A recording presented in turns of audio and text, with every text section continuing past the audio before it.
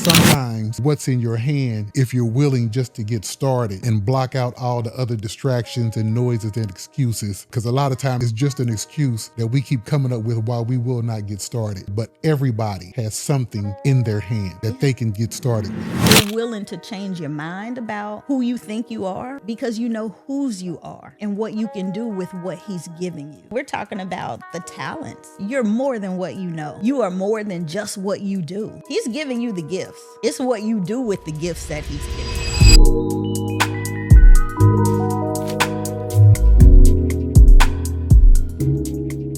you. Welcome back to Expertise Unleashed. I'm Brian. And I'm Michelle. And today, Michelle, we're going to be talking about, what do you have in your hand? What idea did you have that you can move forward with? And so the first thing that comes to mind actually on your journey was when you had an idea to write your first children's book.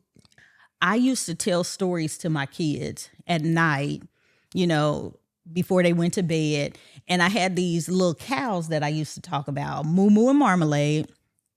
And I would tell them, have you ever seen a cow with tennis shoes on? And we talked about these little crazy cows and what they could do, these barnyard animals. And, we just talked about how much fun they would have. And, I was always a person of possibilities, right? Like that's just kind of how my mind worked. And so, the kids used to like hearing the stories. And so even when I was reading, Goldilocks and the Three Bears or the Three Little Pigs, they would always keep saying, well, Mom, what about Moo Moo and Marmalade? What about Moo Moo and Marmalade? So I used to just tell them the story. And we'd make up different adventures that they would go on.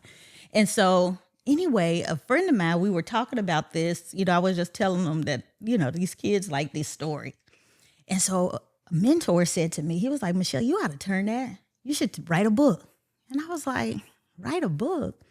I had never thought about it. And so he said, you should do it. And I said, okay. So I started, submitting it to, bigger publishing houses. And I got a lot of thanks, but no thanks letters from it.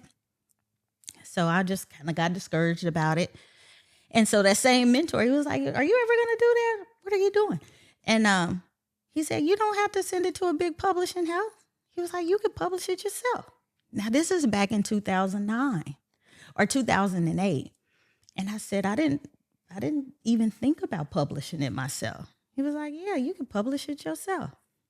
So long story short, I ended up publishing it myself. So here is the little book I did back in 2009, published a book. And it was actually a cute little book. I had my cousin do the pictures for me. We put it together. It was a lady at our church that was publishing books back then. And she had just published her own, but she helped me do this one. Do you remember that, Brian? Do you remember?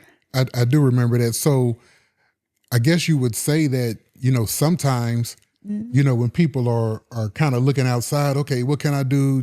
What is this? What is that? I think a lot of times people, if they took a self-inventory, there's probably maybe one or two or three things, that they are already good at or doing well that they have. Yeah. That they can do, because I mean, watching the whole process, from start to finish, with your book, I can say, that was always in you, yeah, to do. And I think there's a lot of times that there's things in us that we can do to generate income, however large or small we want to do that already within us that we can, tap into. Right. So we did this book and we had a great time, right? So we did like the little book release. We did, I actually had my cousin and a friend of her and a friend of mine actually dress up in cow costumes. They had on tennis shoes, Michael Jordan tennis shoes. We invited a bunch of people to come. We was at the YMCA. We had a face painting, for the kids, some coloring sheets and stuff. And we had a great time. I even remember Alex did a song for us. Shout out to Alex Furlow. Yeah, for doing a little song. We had a great time. It was amazing.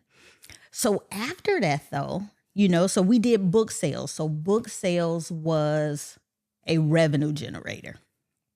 It was great. So the next thing though that was really interesting was after I did that, I had people coming to me that was like, hey, Michelle, like, I want to write a book. And I had a lady who needed somebody to help her put her book together. And I was like, well, I could probably help do that. Somebody help me put my book together. So then we started in 2010, a year later. I did a lot of research on independent publishing. What does it take? What does it look like? What do you need to do? So the next year, we started doing publishing for other people. So we opened up Purpose Publishing. So Purpose Publishing started. We got our business, we found out about what it took to publish. And so the first person, remember Burnett Wilder, she came in, she was like, shout out to Burnett. She came in and we helped her publish her first book. As a matter of fact, her book signing, we did at Borders bookstores. People probably don't even remember Borders bookstores because they don't even exist anymore. But the very first book signing that we ever did with another author was at a Borders bookstore in Lee Summit, Missouri. And so now we were helping other people publish their books. And so here you go, another income stream. So now we are, not only was I an author at that time, but then publishers became a part of what we were doing. So here you go. What do you have in your hand? You learn something. So now somebody said, Michelle, write a book. You could write a book, author. Then we started helping people publish their books. We're publishers now. So there you are, just kind of adding to your skill sets and learning things, and whatever you know how to do, then you can show somebody else how to do it. So if I understand you correctly, if done properly, and not in every situation, but you're talking about now I'm stacking, because I started with the book, from the book, it generated, okay, people asking questions. And so now, you know what, we can do this on our own. So now you went from one income stream to two income streams. Correct. Literally in the blink of an eye. And I wanted to bring up something that you touched on, in regard to Moses, because that's Exodus 4, and he's having that conversation with God, and we kind of he's telling them, hey, listen, they're not gonna listen to me, they're not gonna believe me, they're not gonna this and that, and God was like, listen, what do you have in your hand? Yeah. He tells them, throw the stick down, and pick it back up by the tail. It turns into a snake. Pick it back up by the tail. It turns back into a stick.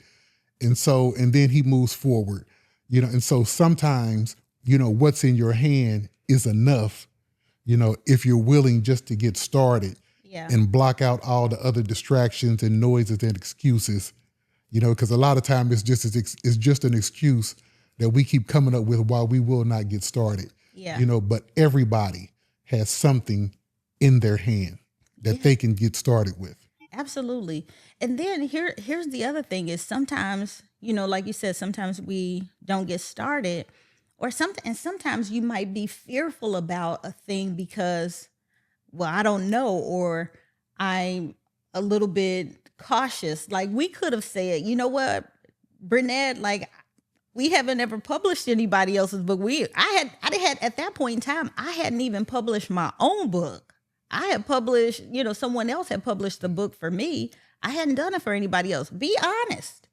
Be authentic about it. Like, hey, this is going to be our first time. This was the conversation I had with Burnett. Burnett, we doing this the first time. Like, you're going to be a guinea pig. Like, roll with me here. Like, I'm telling you the honest to God truth. We're not going to be perfect.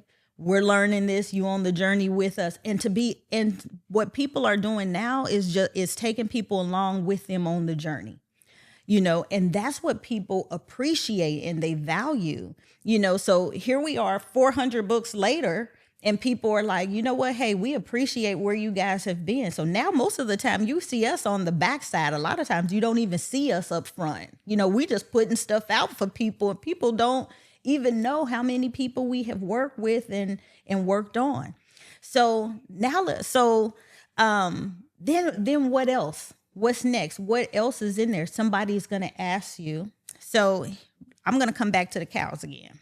So after that, when you think about what's in your hand, we have what else can you do, right? So I would get asked, I was asked to participate in American Business Women's Association. It was a professional women's organization. They say, "Hey, Michelle, we want you to come and speak. Can you, you're an author, you're a publisher.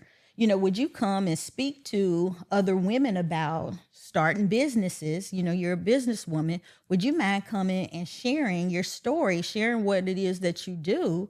And I'm like, absolutely. I'd be more than happy to come and just talk about what it is that I do. So now I'm going and speaking to other professional women about what it is that I do. So now we're speaking now. We done added another layer of something else that we can do, all because we got started talking about writing this book. Now I'm no math whiz, but I think that's book sales, book publishing, Yes. and now we're doing public speaking. Yes. So now, out of what was in your hand, now you have 3 income streams working. Absolutely. Yeah. And that's just the thing. It's like all of this is already in you. All we're saying is let whatever you have on the inside come out. What you know how to do, show other people how to do it. And all you're really doing is just sharing what you have maybe already done. And you're being yourself. Right now they're talking about personal branding, sharing your story, taking people on your journey. I'm talking about this is what we have been doing since 2010. We started this company in 2010. And what we're saying to you is now we're kind of on a mission where we're like, you know what? Do this because this is going to help somebody. This is when you are developing your own economy, where you're not worried about things that the world is thinking about. We're Christian people. Your life can be changed because you're willing to change it. You're willing to change your mind about who you think you are because you know whose you are and what you can do with what he's giving you. When we're talking about the talents, right? You've got more. You're more than what you know. Yes. You are more than just what you do. He's giving you the gifts. It's what you do with the gifts that he's giving you. So I'll end it with this, Michelle. When in times of transition, I'll look at Moses, for example. Moses had passed, and God tells him, "Listen, you've mourned for Moses long enough. I still have some places for you to go and some things for you to do." And he's telling Joshua, "Listen, be bold, be courageous, go ahead and move forward.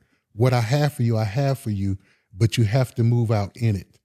And so I think it's important, like you're saying, we do have a lot of things in us, and because we are children, of the Most High God, it's incumbent upon us, to take what we have and take the necessary steps and move forward because he is with us. Yeah, I agree. I couldn't agree more. And he wants us to do something with it, right? He wants us to go far. He wants us to do well. He says, the word of God says that he wants us to prosper and be in health, even as our souls prosper. That he gives us the power to get wealth. But it's going to require, even when you talk about Joshua and Caleb, says be strong and very courageous. That is something that we actually have to do. We have to take an action. That you have to do it. And so he's given us the power to do it. What will you do with what's in your hand? Because Moses had to he threw the rod down, but he also had to pick it up. God didn't pick it up for him. He had to pick it back up. So he had to grab the snake. And, when we were talking about this last night, I was thinking about, we had said, most people would be afraid, probably, if somebody told you to pick up the back of a snake, to reach it down and pick it up, you'd probably be afraid to do that. Moses wasn't afraid to pick it up. When he reached down and picked that snake up and it turned back into the staff, he actually had to get down there and do it. He had to do it. So if you will do it, you will see the fruit of it. You will see something actually happen. I had to write the book. The Art, the Credential came. When I said, okay, I'm going to learn and do some research and find out what does independent publishing require. I had to actually do the research and do a little of the work, do the work to find out, here 15 years later, still doing the work, still reiterating. But publisher credential came, go and speak. Go and speak. I actually have to go and speak. But it comes, I actually have to actually do it. There's something that's required of me. So there'll be something that'll be required of you too. But you'll be rewarded. Cast not away thy confidence, for it has great recompense of reward. Most definitely. Yeah. Most definitely. Well, that has been our episode for today. We hope you enjoyed it. Michelle? Yes. So if you have enjoyed this episode, please don't forget to subscribe by hitting the little button down beneath. We would love for you to join us and become a subscriber on the channel.